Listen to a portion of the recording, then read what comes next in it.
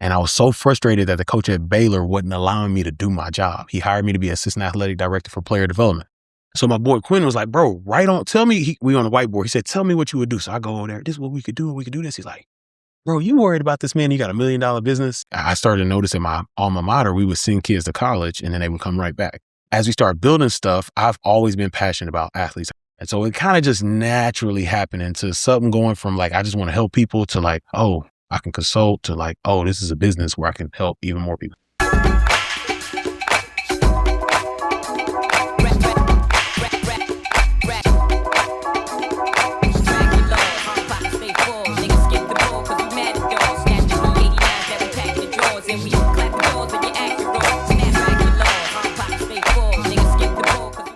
My working professionals, creators, entrepreneurs, I need y'all to tap in. Listen, if you're tired of fighting distractions at home or bouncing around from coffee shop to coffee shop, then Bamboo has exactly what you need to be able to lock in and get your work done. In addition to having flexible meeting rooms and event space, they've got a community that actually supports you while you're in the building. So if you're ready to lock in some space right now, guess what? I got you. If you head over to bamboocowork.com right now and use the promo code BlackFriday20, you'll get 20% off any of your rental bookings. Don't waste any more time. Head over to bamboocowork.com and take care of that. Use that promo code. I'll be seeing you at a Bamboo location sometime soon. Now, let's go ahead and get back into the episode. What up, though, Black Fridays family? Welcome back to another installment of the Black Fridays podcast. Before we get into today's episode, I need you to hit that like button, drop a comment, and hit that subscribe button so that we can keep this thing going. Now that we got that business out of the way, I got a very special guest in town from out of town, coming all the way from Kansas City, Missouri, someone who is tapped in to players, athletes, and their development and well-being, Mr. Ed Jones II. How you doing today, my brother? I'm good. Thank you for having me. Excited to be here. What up, though? What up, though? You ain't bring no Kansas City barbecue with us? What's going on? No, I didn't. And I get in trouble with this in Kansas City. So originally from Houston, Texas barbecue is just... It's better than Kansas City? It is. Okay. Significantly. Kansas City barbecue is good, though. Okay. It is good. So I have to say that there are some good spots. So if I'm going to bring barbecue, I got to bring it from the Lone Star State before I bring it from Kansas City.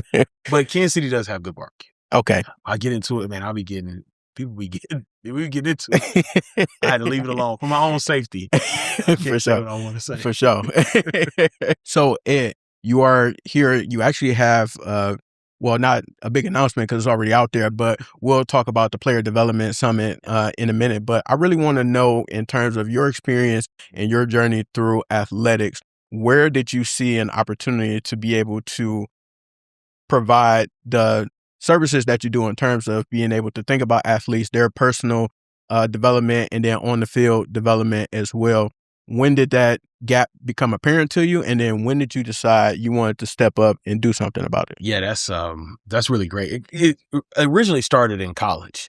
So my career ended way earlier than I wanted it to. Mm-hmm. So I was at the University of Houston. I had some friends on the football team, and we would spend time with them. I got a crazy story. I went to the walk-on tryout, did really, really well. They didn't pick me. My friends were on the team, came to breakfast the next morning, cussed me out because they thought I missed the first workout. I was like, bro, they didn't pick me. They were like, what?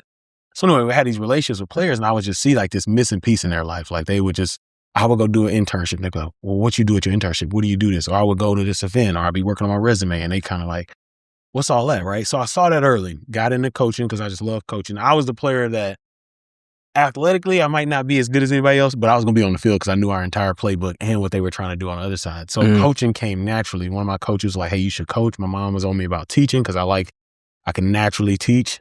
And so I did that for 6 years at high school level. And I just dove into I started noticing my alma mater, we would send kids to college and then they would come right back. What's the point of a scholarship if you're coming right back and you're not finishing? And so I was like, what's going on? There's got to be a disconnect there. And so as we start building stuff, I've always been passionate about athletes. Like I love ball, I love the X's and O's, but if players in the building, I want to spend time with players. And so got hired at the University of Houston to do player development, didn't know what I was doing, and that's where I found the gap. I was like, oh, there's no resources. There were people I could talk to, but there weren't resources, and when you try to talk to people in sports, their schedule looks like this, all this, and some people ain't going to give you, they're going to gatekeep a little bit. Yeah. And so I was like, all right, what I'm going to do is I'm going to figure this thing out, and I'm going to help people who get in this position and are in the same predicament I was in 2016. Where you're sitting there like, all right, cool. I'll never forget the moment I was like, yeah, I got to do something. We're in a staff meeting.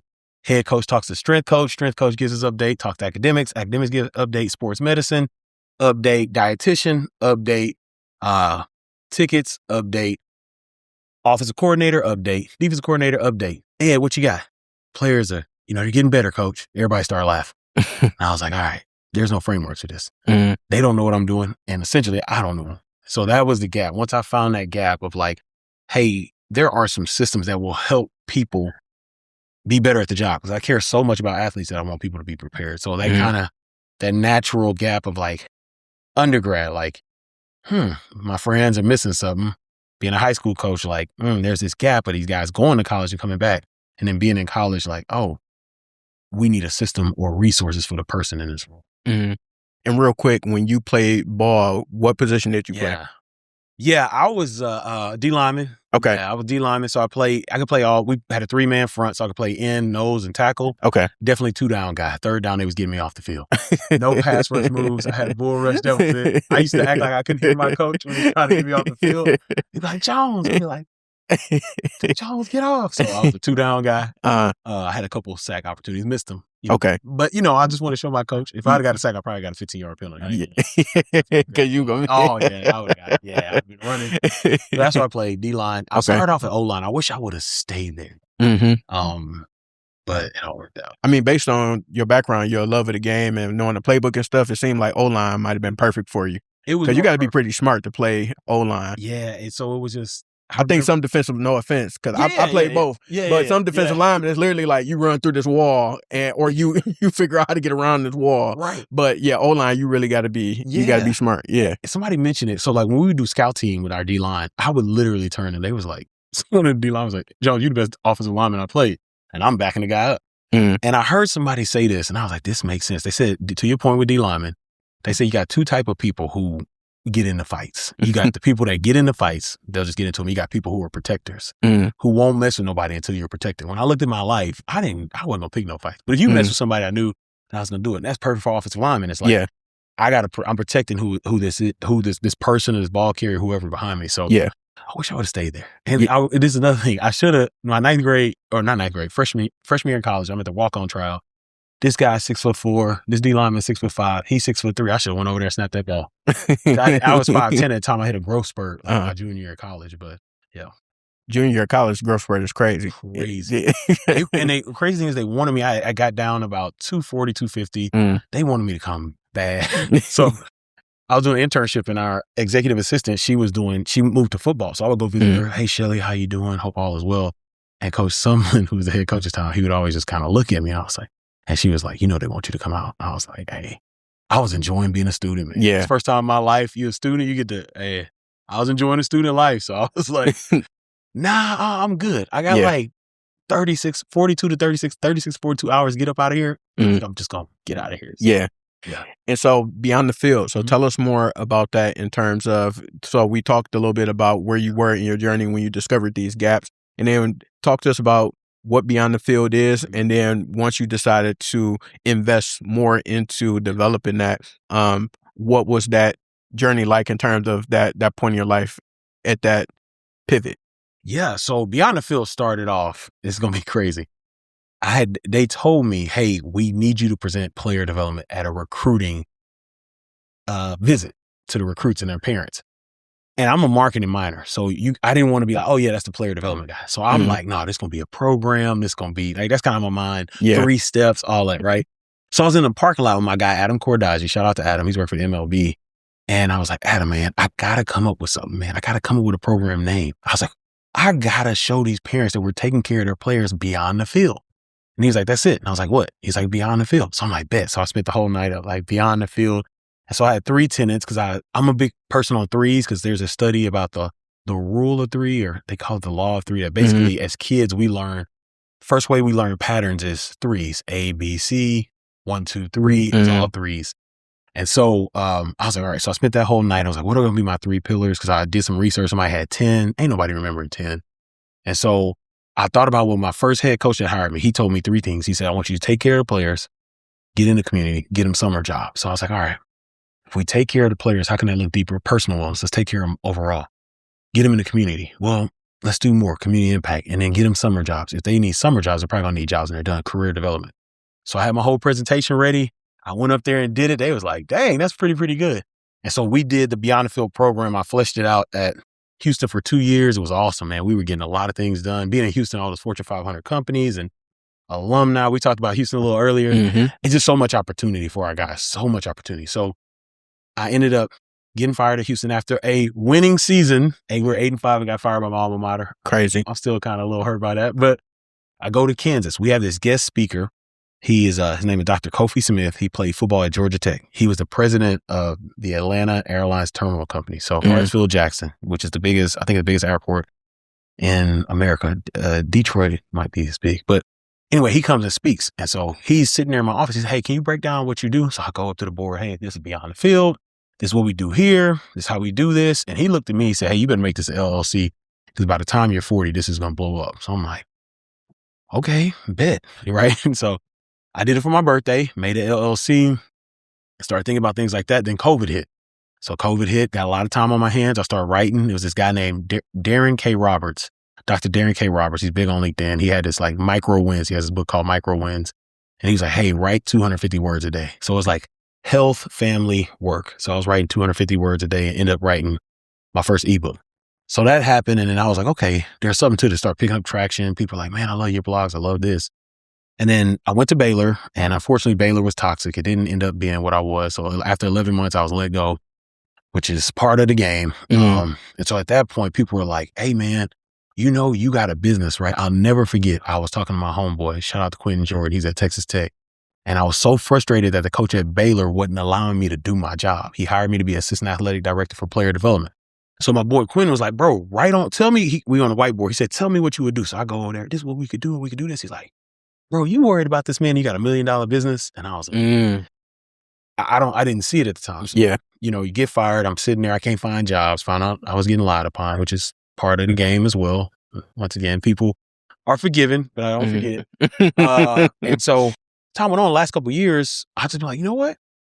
Do I really want to be in somebody's office for 14 hours when I could be helping this school, this person, that person, that person? So it's become a business. It's grown fast. We talked about it before. I'm really starting to put my business mindset on revenue, things like that, marketing, reach out, sales.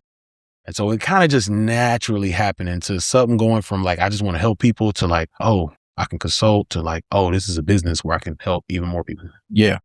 And tell us about the services that you offer for these programs, institutions, players that you're able to work with. Yeah, absolutely. So as you do anything, as you know, you get so many frameworks. In player development, I've done this, I've done academics, I've done so much. And so what would happen is I'd have a conversation with someone like you and I talk about what I could do and I could see it in their eyes. It's just, I'm gone. They like, I like what you're doing, but I don't know what it is. So I put it all in a framework, and the framework is Beyond. It's an acronym of Beyond. So the Beyond model is I consult with programs or individuals through consulting or coaching through the Beyond framework. The B is belonging. So let's find out how do you help your players belong? How do you help players belong? How do you help parents belong? Whoever you want to belong, you put in there. The E is education. What do we want to teach these athletes outside of the sport, right? Outside of education they're getting at your high school or your college. What do we want to teach them?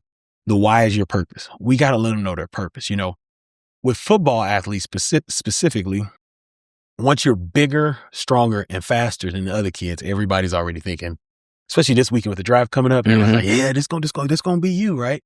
But we got to find your purpose. Even if that is true, who are you as a person? The O is opportunities. What opportunities can we create for you as a person and use being an athlete while you're on the field and off the field, which leads to the N, which is navigation. How do you navigate coming into a program, out of a program, into a sport, out of a sport? And then the D is development frameworks. Let's put all that together in a framework. And so what I do is I come and I help people program. So if it's a person that says, hey, I want to do what you did, I'm walking them through Beyond. Let's create. You got to have your own process. If a head coach says, hey, I love that, can you do it for my program? I'm walking them through Beyond. So it's something finally for me to kind of get everything under one framework. But that's what I do. I provide consulting. So that's me coming in with a program. Hey, we're going to do this a couple times a year. I provide coaching. So if that's someone one-on-one, they're in the role and they need to, hey man, I got hired. Because what happens is coaches hire their former players. a situation like that or somebody they know like me, and then they just say, hey, go develop the athletes. It's like a super broad statement, right? Yeah. So I provide coaching as well. There's also licensing. So if a district says, hey, we want your stuff, but we're going to do it our way, but let's do it in your deal. So there's a lot of services there. And then speaking of course, don't mind doing that. But for me, I like the coaching consultant. I like to teach. Very dope. And then before we get into the next segment, we gotta talk about the Player Development Summit, which the first one kicked off in Kansas City last year, and then now you very intentionally brought it to the city of Detroit. So tell us about the summit and why you're bringing it to Detroit next month. Yes. 37 days. That's crazy. Yeah. I think we had connected like 100 days out. But yeah, I'm excited. The Player Development Summit, first of all, is a gathering of people in the role. So we want people who are in the role, people who want to be in the role, and people who want to help those in the role, right? And so it's a gathering. One thing I noticed was there's not a lot of like professional development for player development, player engagement people. Now there's two segments, and I'm about to nerd out, but there's like your student athlete development people, and they're the ones that are like, let's say, I'm gonna use University of Miami. So I actually know the person there. So student athlete development, that person's responsible for all sports. Let's get programming. Let's have this for all the athletes here, right? Now, whoever working for the University of Miami football team, George Baez, shout out to George, I know him. He's doing it for the specific team. He's going to spend time with them in recruiting. He's going to spend time with them throughout the year. The coach, there's just different things that are asked of that. And so for people who, I've been to a conference where, you know, people are doing it from the athletic department, shout out to N4A, and it's good. I got a lot of stuff there. But it's like, what about me and my coach who's going to come in here and that stuff sounds good, but this guy wants this, or what do I do in recruiting, different things like that. And so we wanted to gather people to have that opportunity. So that's number one, what that framework is for. Our goals are to help people grow, network, and partner. So we want people to grow. So we'll have conversations about what does athletics look like in, college athletics looks like now. We're going to have conversations about balance with this player development role. A lot of people can get swallowed up in the role and they forget who they are. We're going to have conversations about international student athletes. So we want people to grow into these topics, and I'm thinking about doing topical stuff. I'm not there yet. I like multiple topics, but eventually we'll probably go topical for the entire summit. We want people to network. One of the things is when you're in the role, but if you're effective, people don't know what you're doing because you're keeping stuff off people's desk. And so they just see you as, oh, that's Ed. That's the guy that's always talking to people. He always just chopping it up. Well, what is he doing? Well, when that happens, it can be lonely. And so we want people to have networks, people they can, hey man, I'm having this situation. One of the things that kind of was a precursor for the summit was during COVID, this guy, Roosevelt Boone, gave me an idea. He's like, hey man, you need to get with every single director of player development, get him on a Zoom call. And I was like, why don't you do it? He's like, you just connected to everybody. So I did it, and we would jump on there, 30 of us, talking about, hey, how are you dealing with, COVID? How are you dealing with, what's y'all's protocol for this? How are you getting this to the athletes? And it was great, right? And it was just, we built relationships to this day. There's people I haven't met that are speaking who I met through that. I'm excited to see here in 37 days. So that networking piece. And then the partner piece, there are people who can help partner with us, right? There are financial companies, relocation companies, different companies that are hiring athletes, and they can partner with us and help us in the role, right? And we could do that together. So that's what the summit has become. It's growing fast, but it's really, if anybody's interested in player development, if anybody's in a role and wants to get more, if there's an athletic director out there, if somebody at the pro level, high school level, collegiate level, youth level, it's open to us all. We basically are there. And my definition of player development is the enhancement of the athlete experience through holistic and intentional programs and initiatives. So we are a whole bunch of people that want to enhance the athlete experience. Very dope. And I'm not necessarily in the space per se, but I have worked in athletics previously, and then also for different sports organizations. So it always has like a special place in my heart in terms of athletics. And then of course, being able to maximize the players' potential. And then also, not to brag, I did coach a winning youth YMCA team, basketball team, even though we weren't supposed to count points, but we won every game. We never lost a game, but neither here nor there. I do plan on stopping by the event. There's some great networking pieces that's going on and some topics that interest me. And then also people that we know in common have spoken very highly about the Player Development Summit that's coming here. So I know that you're partnering with Black Sports Professionals Detroit, who Jessica has been on the platform before. And then also my homie, I believe connected with Britt Hunter, who connected us. So who's also very much in that space as well. So definitely looking forward to that. And then we're going to get into how people can make sure that they tap in and pull up a little bit later. But now I got to introduce you to my favorite part of Black Fridays, which is Freestyle Friday. Oh, wow.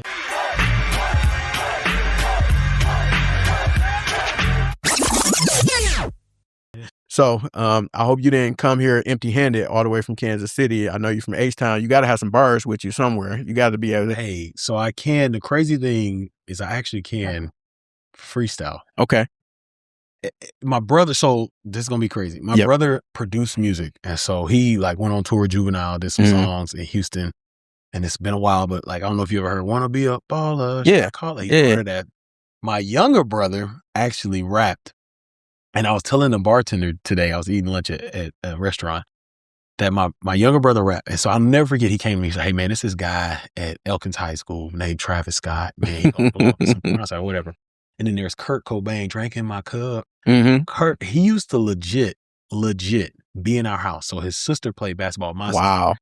And I used to, I hated it. I bullied him because he wanted to hang out. He was young. I was like, well, I used to play video games. They used to mess with me. I was like, y'all leave me alone. And so one day I was telling my young brother, man, that song's pretty cool. He's like, bro, that's old buddy. I was like, that's, so got connections to people there. So I know a little bit. I could do a little. All right, so where the bars at? You can give us. All right, here we go. We'll take 8, 6, whatever you got. Okay. Here we go. Black Friday, I'ma do it my way. It's that Eddie J coming from the H to the Kansas City. Man, I may not be swayed, but I flow. Man, hold up, coming through your front door. Might sit on the couch, call me a slouch. But one thing, got the drink in the pouch. That's a Beyond the Field mixtape coming soon. There it is, man. Shout out to you for actually giving us some bars. That was great. Yeah, I had a few more, but you know what I'm saying. It's like it's pretty interesting. So like, I didn't realize this, but like vocabulary, like rappers have great vocabulary. Yes. So like, I used to do all the vocab tests and we do all this rhyming stuff, and so I'd be sitting there like, da na na na na da na na na da na na na. So yeah. So it's in you. It's in me. For sure. Never did it on the bus, you know what I'm saying? I would always kind of hype myself up because you got to think, you know, when you're doing it, like Houston, I don't know how people do it, but in Houston, we start with the beat on the bus, right? Then somebody goes, and you got to make sure you don't say what they say, right? Yeah. In Houston, you good, man going down. Man, weed and, you know, hot trunk on it, you know? And so I would sit there, you had to listen because if you did what somebody did, boo, you trash. Yeah. So our mind would always start, it's that Ed Jones. Call me Big Bone. Man, hold up. I'ma set the tone. You know, just, and then when everybody go, man, or you kind of just slide something in there that ain't nobody here, and then you just stay with it. So yeah. For sure. Learned it, man. For sure. And so if you don't, so typically Freestyle Fridays, when people don't freestyle, I ask them some random questions about themselves. So I want to ask just a few to you since you actually gave us some bars. So first, if there was a professional athlete that you will have the opportunity to be able to take through your programming and or work with and partner on some programming, who would that athlete be and why? Man, that's a good one. That's a good one. I'm gonna go with who comes first to mind, and it's probably because my Rockets, but KD. Okay. KD does a lot of stuff off the field with Boardroom. And I think there's a space I would love to like sit there and go through the Beyond framework with KD because I think he'd be like, oh snap. And then he could help take it to others. But he's doing it well. Somebody that I would love to do it with, he's authentically himself and I love it, but I wonder how long he's going to have a space to authentically be himself is Ant Edwards. Okay. It's like, he's authentically himself, but also like, you got kids watching you. Like at some point, you're not going to be 25-year-old Ant that could just spew it off or whatever. But I think he's got a good heart. And so I think just that direction, I think for me and my experience, a lot of people are afraid with athletes of his caliber to kind of, hey, let's talk about this or that. So to answer that question, yeah, that would be my 1-2. But yeah. All right, for sure. And since you've been in Detroit multiple times, what's your favorite thing about the city so far? The pride. We talked about, I love the pride in the city.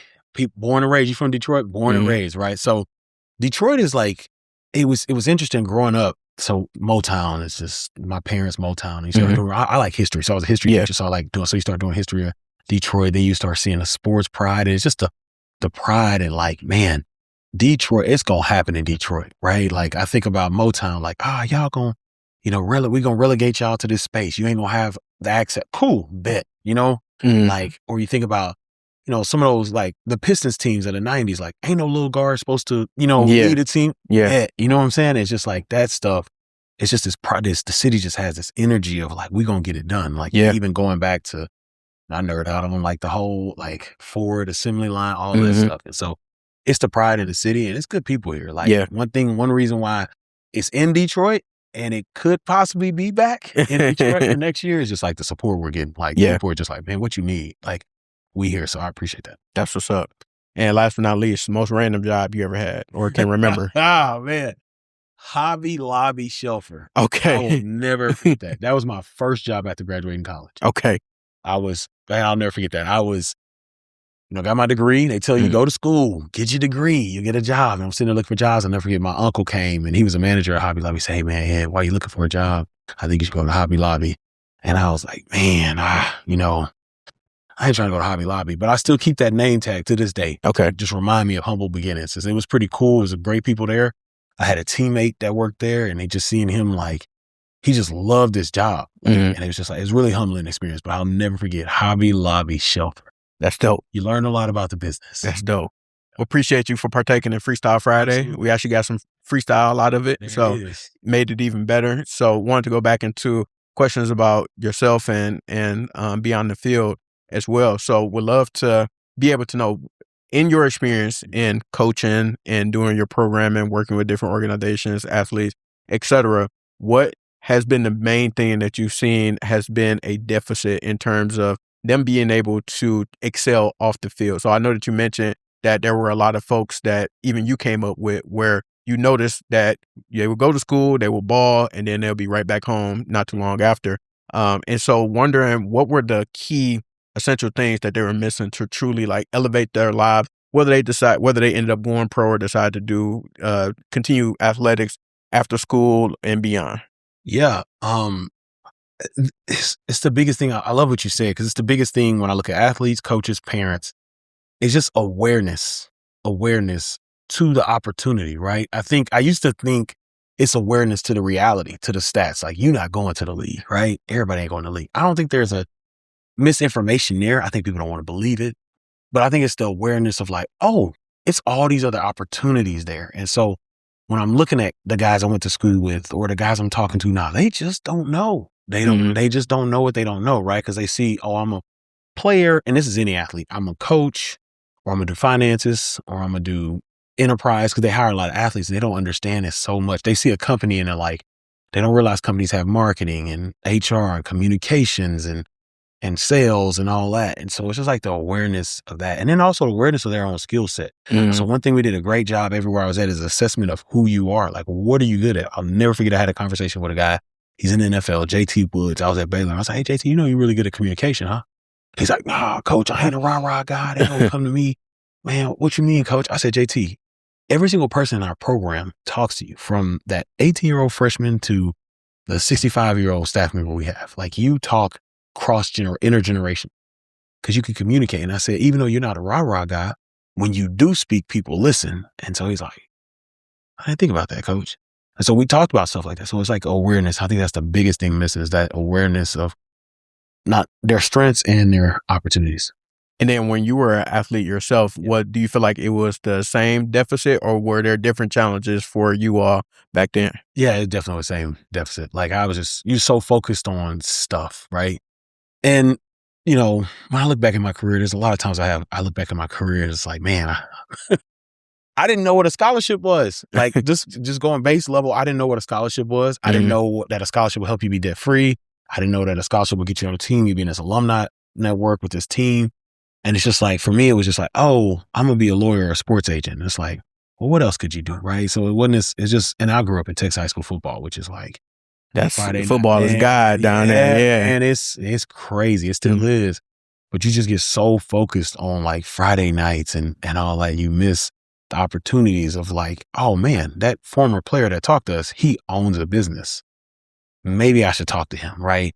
Because you can't even think about entrepreneurship. You don't even think about the word. You're just like, oh, he owns a business. Yeah, of course he owns a business. He's from here. Like, he played in NFL, right? You think, oh, it happens. You're like, no, it's work. So I definitely missed it then. My parents did a good job of making me not miss it as much, but definitely missed it. What would you say you mentioned one of your former players that's currently in the league, for those who are able to ascend and make it to that professional level, especially in the NFL, what differences do you see with them versus someone who may have, for lack of better terms, ended up back at home? Like, what are some of the things the key differentiators? Oh, self-starters. They get it done. I mean, so I look at it, I'll give you two examples. Well, they're the same example, two different people. Jalen Petrie is a captain for the Houston Texans, and Terrell Bernard is a captain for the Buffalo Bills. These guys were going to the NFL, clear as day. They're going into their senior season working on their MBAs. Like, I'll never forget we're going to play the Big 12 championship. We win the Big 12 championship, and they are in the hotel getting their assignments ready for the Big 12 championship. And they were just 3.9 GPA guys. They came in, they got, their treatment, and they took care of their bodies. And it's just a mindset of like, I tell people all the time, like when I was a high school coach, everybody thinks a college scholarship is one step closer to the NFL. No, you're just one step away from high school football. Mm-hmm. And so what you do at the next level helps. But it's a mindset. They don't make excuses, but they understand. I think they also understand like the brevity of the situation. Mm-hmm. I'm not LeBron James. I'm not going to be doing reverse dunks. I saw that. It's like 41. And so they understand. They're self-starters. They're disciplined. They understand the opportunity in front of them. They get around the right people. That's a really, really big one. They surround themselves around people, and they learn how to say no to people. Mm-hmm. Because when I look at our athletes, I had an athlete, unfortunately, he made a decision, but he was at a Big Ten school, first ever freshman to start on opening day since Dick Butkus. First ever freshman from our high school. And I told our coach, he said, which one of these guys go to the NFL? I said him. Now, this kid had attitude. I loved him, but I didn't like him. And he made a choice, hanging around the wrong guy who wasn't playing, did something stupid, got kicked out, had a clear path to the NFL. You're a starting freshman in Big Ten, you go to the NFL. And it's just like that, just surrounding. And he was whenever we challenged him, it was tough for him. He never could just accept responsibility and accountability. So, yeah. And talk to me about the landscape for coaches who are the ones who are instilling not only a game plan with these players and athletes, but also having to work within the confines of what do they want out of life, or try to help them be better people. If you're actually being a good coach, what does that lifestyle kind of look like in terms of being able to, you pour so much into others? And the narrative is that coaches don't have the best well-being, wellness habits for themselves. So I'm wondering if you could kind of speak from that perspective a little bit. Yeah, essentially, like, are the coaches taking care of themselves? Yes. Yeah, so that's a big one. That's a big one. And that somebody asked me last week, like, why do these players keep doing stuff? I was like, because they're looking at their coaches. They're looking at their coaches. So this coach is saying, hey, you should be good with your money. But they're seeing this coach go out here and, coach, you don't need that. Why are you wearing this? You at the casino every night. Yeah. Correct. Like, or people, I'm not in people's pockets, but coach, you was wearing the team issue gear and now you Balenciaga out. You know what I'm saying? Like, they're looking at that stuff. And I think I had to remind myself that coaches mostly were former athletes. They didn't get developed, so they don't know how to do it. The other thing, too, that's tough for coaches who do want to develop their athletes and themselves, they don't have time. That 5-year contract is not a 2-year contract. It's tough. But what I did in the role and what I wanted to grow into was like not only doing player development, but program development. Like, let me develop these coaches. So I knew when we had speakers, I would, in the staff meeting, hey, coaches, want to let y'all know we got a financial advisor, speaker, whatever, education speaker for the players. We'd love for y'all. Y'all are more than welcome to come to the program. They just didn't know. Hey, coach, we got this person speaking. You're more than welcome to come. And so I'm working with coaches and I'm having conversations. Hey, coach, like, how you doing this? How you doing that? Or I would encourage coaches. There's a coach. He's actually with the Detroit Lions. Okay. I didn't think about that. He's with the Lions. And I just remember walking around and he's just such a great communicator. And I just stopped him. I said, man, you are a great communicator. And I would like, you know what I'm saying? If I play, you make me a better player. And so I'm speaking at this conference about player development and he's sitting there writing every note, because he's like, man, and he's like, man, I wish I'd have known this as a player, but I need to know this as a coach because it's easier to help a player develop themselves when you've done it yourself. And so there are some coaches like that, coaches that take care of their, like that whole beyond model. Like once again, that model, if a coach sees this and says, hey, I'm going to get to my guys. Let's work this beyond model for my coaching staff. Same thing. Because at the end of the day, it's human development. But it would be better if coaches showed it, right? You see situations, I'm not going to say names, but professional football, there was a situation that came out pretty glaring the last couple of weeks.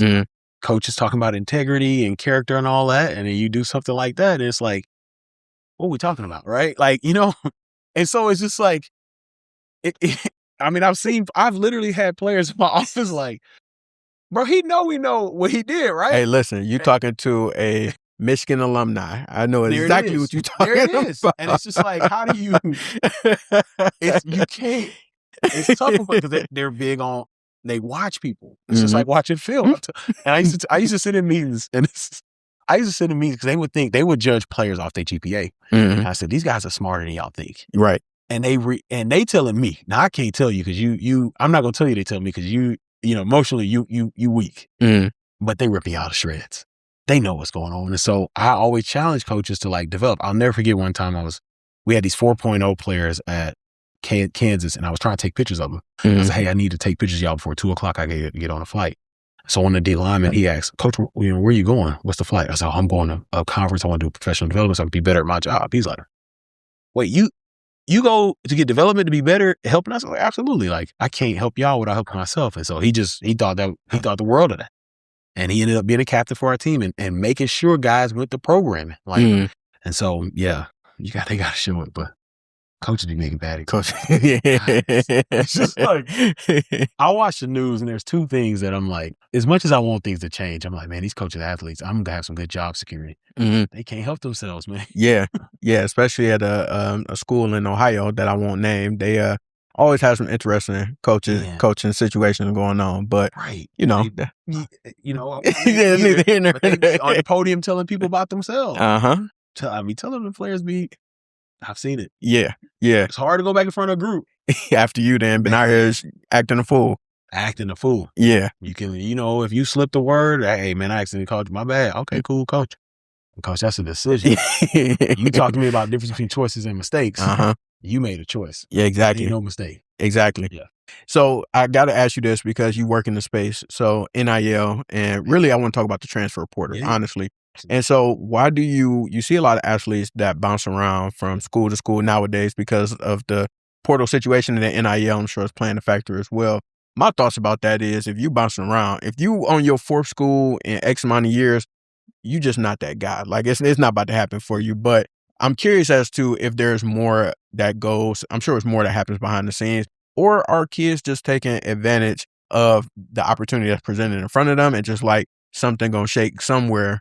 Or is it more so a lack of things that you would be providing or a top tier program or coaching staff would provide in terms of, I'm going to show you the way so that, we build you up here and you will want to stay? Yeah, it's a combination a lot. The number one thing I'll say is a lot of people don't realize those coaches tell those kids get in. Like kids getting cut. Okay. But I would say basically saying you better get in. You better, yeah. Right. Okay. But not at the level of what we're seeing. So that is a part, but it's not as big. Like if let's say it's 4,000 kids in the portal, 3,000 did not get told they were, I think there's a couple things there. It's an aspect of like, man, you look at youth sports, man, like youth sports is, people are afraid. I tell people this all the time, even when I was hiring people, like I had to hire people. I didn't want to hear, I want to help athletes. Don't want to hear that. I need you to tell them no. Or I need you to tell them that's stupid. Cause I would do that. Hey, that's stupid. Right. And people don't want to do that. Like they don't want to do it. And so what happens is let's find the best situation for the player. I'll never had a conversation with a kid. And I was all for, you got to make the best decision for you. Because if the Houston Texans call, I remember I told a kid at Kansas, he said, Coach, what do I do? I said, I can't make that decision for you. Because if the Texans call me right now during this conversation and say, hey, we want you, I'm walking out. You out of here. Yeah. I'll dab you up. Hope you do well. I'm gone. You need to do what's best. Now, I have had situations where I told kids like, nah, you don't need to get in the portal. We had at one school, we had a young man who, he wanted to be Floyd Mayweather every weekend. Okay. Right. And so we had parameters around that and we worked with him. And he's like, I got to get in the portal. I said, no. You need to be here. Yeah. You 36 hours away from graduating. It ain't another university in the country where you're going to graduate. Right. And he was like, man, but you're not going to play, son. Let's just keep it about, you didn't play here. You're not going to play there. You always hurt. You don't take care of your body. You like to party on the weekends. It's not that we accept it.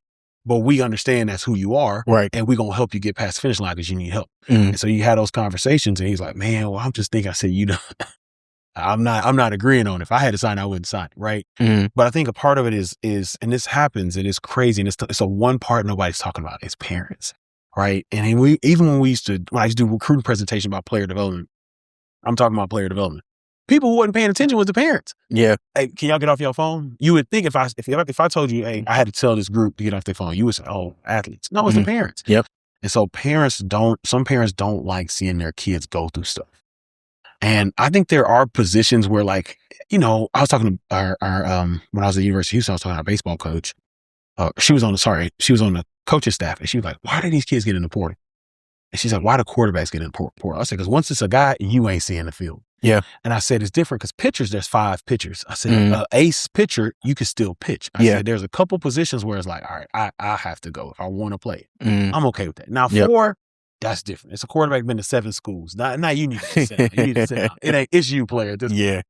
And so, but even like to that point, like I've seen seasoned quarterbacks basically get ushered out because they're like, look, we got this freshman coming in or transfer that we really, really wanted. And they basically like, we're going to find you. We're going to help you get somewhere else, brother. It's simple. I mean, and kudos to the coaches that let them know up front. Yeah. Because I had a situation where we went in a QB battle and we knew that kid wasn't. We just messed up this kid. This kid could win somewhere else, right? Yeah. So there's that. But I think at the basis of it, the majority of it is just resiliency. Like, and then money, like we got to teach them money. All money ain't good money, right? So, and I can't tell nobody if you making $250, somebody want to come give you 1.2. Weigh options. You gotta. Are you ever gonna see this again? But I think, like, for instance, I was having a conversation, and I'm just gonna use this school with someone at Texas A&M. Texas A&M has one of the greatest alumni networks ever. And what's happening is because these athletes are transferring so much, they don't get to tap into the alumni. Right. So I went to Texas A&M for a year. I went to University of Houston. I went to Rice, and I finished at TSU. You're alumni everywhere. Yeah. And they might not accept you because of that. And you got to start thinking about that. Like A&M, A&M has a bank. Where do you want to hang your hat at? Where do you want to, exactly. Where in 10 years, which one of these universities is going to benefit you most? You not going to the league. That kid is clearly better than you. Yeah. Cool. I'm going to stay here. What I'm going to do, I'm going to get to know these billionaires, these boosters. I'm going to start working on my business now, start getting plugged in, get them connected. Nobody thinks like that. They're thinking, all right, cool. I'm making $250 at A&M. I'm going to go to Houston because they give me $400,000. And it's like, I get it. And I love my university. I love University of Houston. A&M's network is unreal.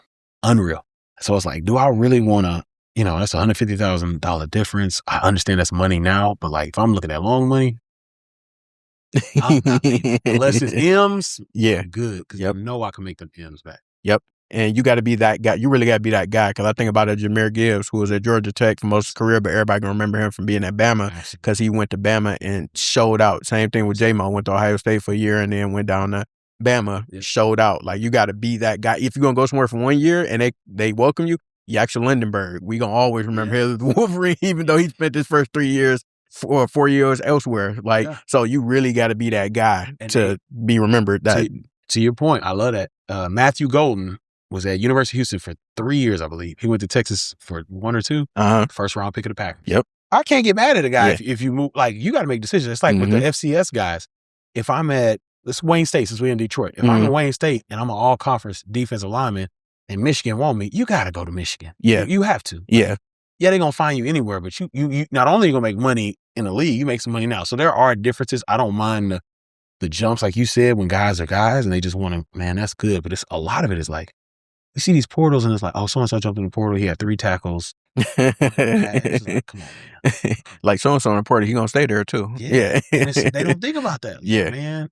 Yeah. So what happens if you don't get picked up in the portal? I don't think I ever thought about that. That is something that I talk to people about. Like there's an aspect of like, so that's interesting because when I left athletics, you had to, if a kid was deemed medically ineligible or whatever it may be, you had to honor the scholarship. Okay.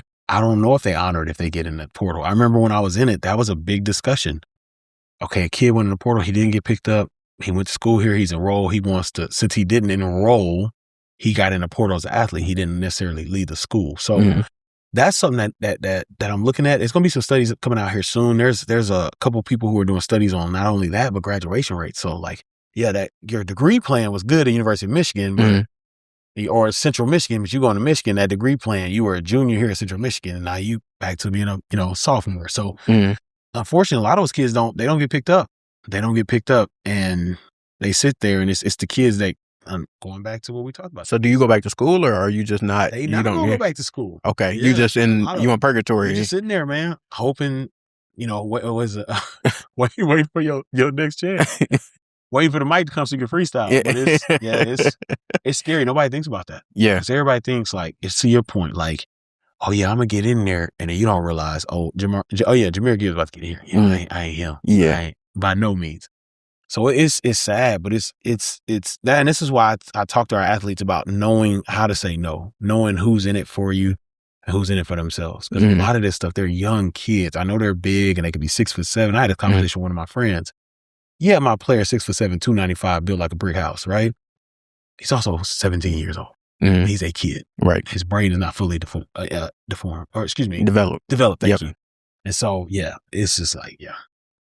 So talk to me about, we're talking about player development, but one of the things you mentioned earlier is that really a lot of the work is human development overall. So I'm wondering if you could break down to us if you have done any just training, programming, anything like that for people who are not athletes. And if so, what are the differences in terms of those conversations, and what are some things that people need to think about for their own personal development that is transferable from athletics? Yeah, I'm glad you mentioned that. So my full-time job, I work at a nonprofit, and I'm a workshop facilitator. And so a lot of it is developing people. So essentially what I do is I help people get certification. So let's say, for instance, I'm a high school graduate. I don't want to go to college, but I want to get my CDL. Or maybe I dropped out of school, I got my GED, I want to get whatever I need. And so I'm developing them, and I turn it into a locker room, essentially, because at the end of the day, they need direction, they need encouragement, they need a plan, they need to be held accountable. Now, what's different with athletes, and I'm learning, is like athletes can be self-starters, right? Some of my scholars are not self-starters, right? Some of them have never been held accountable before. So at least as an athlete, somebody's coached you or should have coached you at some point. And so you have a person who I'm saying, hey, why wouldn't you show up with a pen? And they're like, I thought you was going to have a pen. It's like, what you mean you thought I would have? Right. Ain't no athlete showing up without a helmet to a football field. You know what I'm saying? So it's like that aspect of like, oh, wow. Like going back to the basics of like, this is what's acceptable. Like you should show up with a pen. You should have a pen in your pocket. And so with athletics, even though you do have to break it down from like, there's stories about John Wooden being like, hey, we're going to learn how to tie our shoes. Of Vince Lombardi, like, this is a football. Like, even at that bare minimum, for me, when I'm, with human development, it's like, you got to go even. There's no like, oh, you didn't understand that you couldn't show up like that. Or, oh, you didn't understand when you said we're going to be here from 9 to 12, we're going to be here from 9 to 12. Like, this wasn't an option, right? And so I integrate, like, I know I can't coach him, but I also kind of coach him a little bit to like get after him. Like, hey, this is expectation. Next time y'all show up, like I got pens today. You don't show up with a pen, you're not going to be here. It's just like, so a lot of people haven't heard that, right? Athletes can hear that. So I think with human development, and I've seen this, where I have some people I know who work in different fields where they're helping people in nonprofits. They're very like, caring is a good word, but it can be very enabling. Like you have to help, like people need accountability, and they need to be like, all right, we gonna help you, but you tripping, right? Yeah. And so like, I'll never forget, a teacher told me, she said, your students, cause I worked at Title I school. So Title I is 70% of the students are free or reduced lunch. Okay. And so everywhere I worked at those schools when I was a high school teacher. And this teacher said, kids don't dislike discipline. They dislike inconsistent discipline. So they knew when they came in, and they hated me for the first 3 months. They knew I was, hey, sit up, bring your pencil. Why you coming here? Go back out. Do it again. It was just like, they knew they couldn't, and it broke them. And then they like, man, you actually a cool dude, and appreciate you. And I got all these letters, and to this day, like the young man I mentioned with the at the Big Ten offensive lineman, he sent me a long Instagram message like, man, coach, I just want to thank you for just like never letting up on me. I didn't listen to you. I was like, yeah, you did. But he's like, I'm a coach now, and I see why you did it. And so all that to say, like, I'm very on that fence of like, here's grace, but here's also truth. Like, I'm gonna help you out, but also we got it. You just can't, you're not gonna talk to me like that. Yeah. It's not gonna happen, so yeah, things like that. And I want to ask you this. It just came to mind.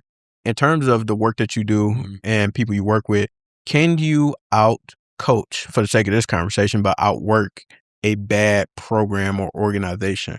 Let's think about schools like in Ohio and stuff like that, bad programs, or no, I'm just playing. But get me in trouble. Or schools in East Lansing. No, I'm just playing.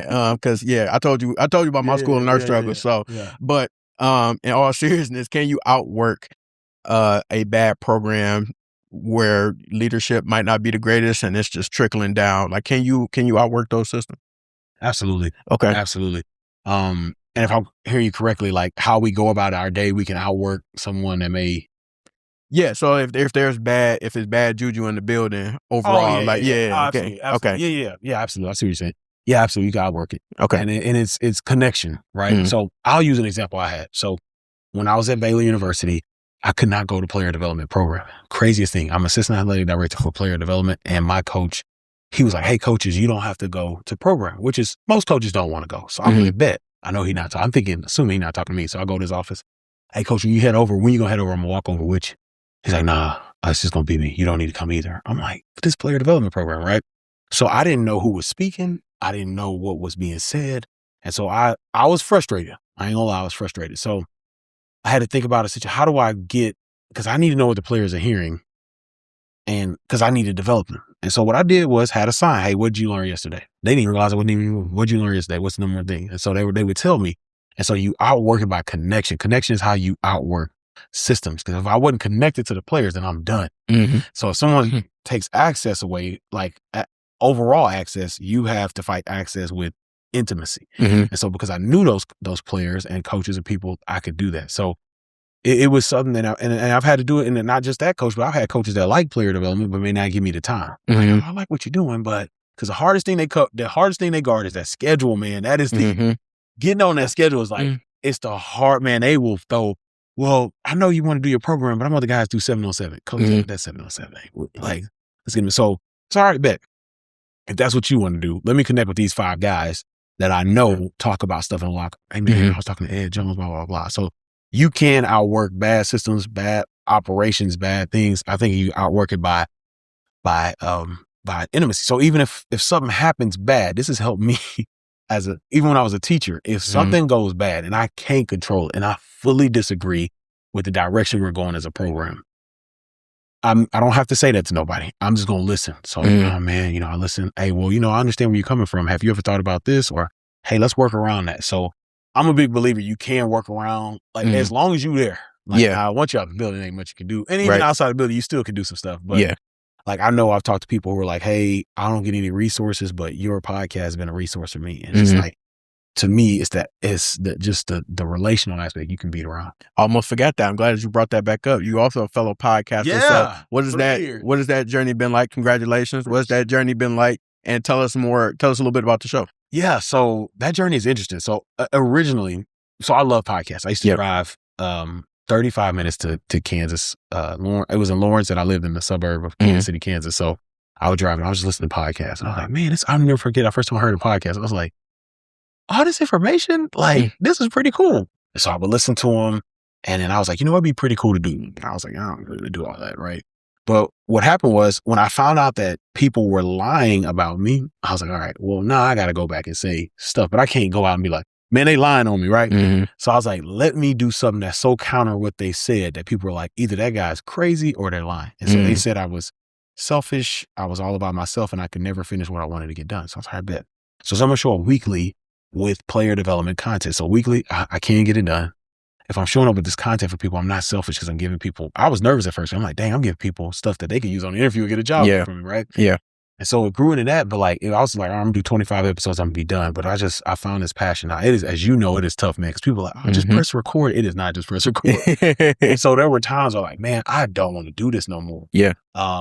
But then it worked. So the podcast called the Player Development Pod. It's on YouTube and all the Spotify and all that good stuff. And I just talk about player development. How do you develop athletes? It could be like, hey, this is what you do for freshman orientation. This is what you do, parents. Hey, high school coaches, this is what you need. And so I just talk about different topics. I've had guests before. it's pretty cool. I need to get back to guests. People like guests. Then you have guests, you get into their network. Yeah. So, it's a Yeah. whole deal. But that's what it is. It's going to continue to go. I used to do three a week. Yeah, I was tripping. Like you would release 3 a week or record 3 a week? 3 a week. So I would record like 9. One day I'll sit there, do 9 videos back to back. So you give me anxiety, man. Just saying that. One night I did it and I did not put my audio jack all the way in. That happens. That's part of the game. Oh man. And I had told people what podcast episodes were coming, so I had to go back and do it. So I'm going back to weekly. Okay. Just give myself some space. But I've enjoyed it. I've connected with a lot of people. It's being listened to worldwide. I looked at some stats dope. and I thought, I was like, all right, man, ain't nobody listening to this. And Southern Asia. And I was like, oh snap. Like, these ain't bots. Like, people actually listening. Right. I got an email from somebody in Ghana. I was like, yo, let's go. So yeah. That's dope. And I can relate to the people listening internationally because I think like Spain, China, and then parts of Africa are like they kind of go back and forth out of my top 5. Yeah. I'm like, that's dope that people are even, listening literally around the world. Yeah. And like recently I had a surge in people listening in a certain region. I can't remember exactly where, but yeah, it's crazy to even think about that. Yeah. But yeah, people tapped in. People tap in. Hopefully get a surge in Missouri. Come on, y'all. There we go. Tap in. There we go. In Texas. In Detroit. Tell them tap in. Yeah. So it's kind of crazy when you're like, somebody, she works for the Raptors. She sent me a message. She's like, I feel like we've worked together because I've been listening to your podcast for 3 years. So we got on the phone because she's going to speak. And she's like, oh my goodness. And I'm just like, dang. Because you know how it is. You do this. You don't know who's listening. Right. You get that one encouraging message. And shout out to anybody. If, Black Friday's podcast, y'all listening, encourage my guy. D, do you go by DT? You can call me DT. Yeah. DT. Yeah, I go by DT. Yeah. Encourage DT. I appreciate all the encouragement. That stuff goes a long way. So yeah. I appreciate that. And so, last but not least, what's in the crystal ball? What's on the horizon? We got the Player Development Summit coming up, obviously, but anything else that you can share with us or that you want to put in the universe so we can see it come back to you? Yeah, so I'm excited. I'm actually staying in Windsor. Okay. For this day. First time ever outside the country. I just literally went there, dropped some stuff, came here. And people have been talking about an international player development summit. So people are like Switzerland, Australia, Europe. I guess Switzerland, Europe, England, I should say more specifically. And I'm just like, that could happen. Maybe, some years down, but excited about that. Thinking about some regional aspects where this is a big event. We have one-day events around the country. And then I want this to flesh out to an entire week, Player Development Summit week, where we go to a city and we're connecting with the high school coaches. We're connecting with college students. We're connecting with college athletics. We're having a retreat for people in the space. And then we end with the summit and all that good stuff there. So dope. Yeah. Very cool. Very cool. You should be. So please let the people know where they can tap in with you. They can listen to the pod. More importantly, that they can get their tickets for the summit, pull up to the summit itself, come to the sneaker ball. Let people know where they can find all that stuff. Absolutely. So on my socials, I keep it pretty simple. Ed_Jones2, and for the company, BTF_program. BTF is Beyond the Field program. You get your ticket at btfprogram.com/PD Summit. I would love to see you there. We are tickets. It is limited. So if you're coming, you need to get in there. The room is 40% full. We'll be at Tech Town, Detroit. So I'm excited to be there. And that's where they can find me. I'm on LinkedIn. I'm huge on LinkedIn. Edward Jones II. I love LinkedIn. I'm actually got accepted to their sports community. So I'm excited about that. Come on, man. That's what I'm talking about. Yeah. I'm crunching the numbers, close to 10,000 followers. So y'all follow your boy. But yeah, I as in the words of Coach Prime, I ain't hard to find. So find me, hit me up. Yeah. Perfect. Ed, man, this has been great. I'm grateful that you thought to come to the Black Friday podcast and share your journey, your background, and expertise. Like I said, I wasn't an athlete. I played 1 year of JV football, and that was about it for me. But I still got out there and hoop. But that's it ain't organized level. But overall, I appreciate what it is that you're doing for these athletes, especially these young people, and then also being able to help people realize their full potential. So thank you for the work that you're doing, and I'm excited about the summit, man. I appreciate it. And thank you for the work you're doing, man. Connecting people in Detroit. I was looking at podcasts. I'm going to learn all these people. Like, let's go. So I appreciate what you're doing. Absolutely. And everybody watching and listening, we're going to tap in with y'all soon. Peace.